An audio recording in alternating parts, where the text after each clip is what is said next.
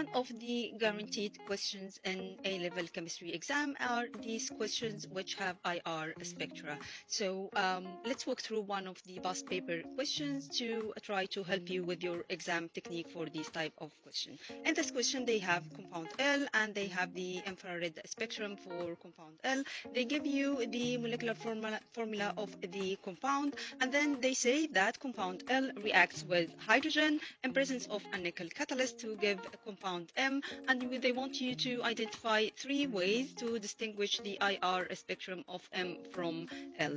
Now we need to identify the functional group in compound L, which will give us the unique peaks in the IR spectrum. This compound has nitrogen, which means that it could have either a cyano group or it could have an NH, which means one of the amine compounds.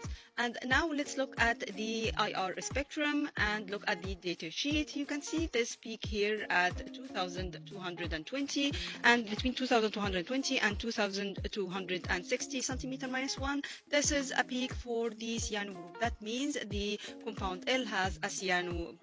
And then this compound is treated with hydrogen in presence of a nickel, and that means this is going to be reduced to give you an amine. Then that means that compound L has a cyano group, compound M will have an amine. So to identify the 3 differences, we will look at the difference in the peaks related to the difference in the functional group. So the first difference will be the disappearance of the CN peak at 2220 and 2260. So disappearance of the peak at 2220 and 2260 centimeter minus 1 for the cyano group. And then the second one will be the appearance of the new peak for the NH, so appearance of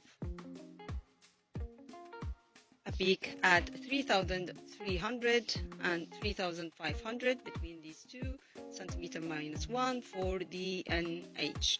And finally, the most important one, if you cannot identify the functional group, remember for any 2 IR spectra, always the fingerprint region will be different. So the if you cannot identify anything, just remember and write this: fingerprint region will differ.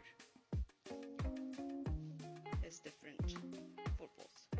So this is at least a guaranteed mark if you cannot identify the functional group or what is the difference between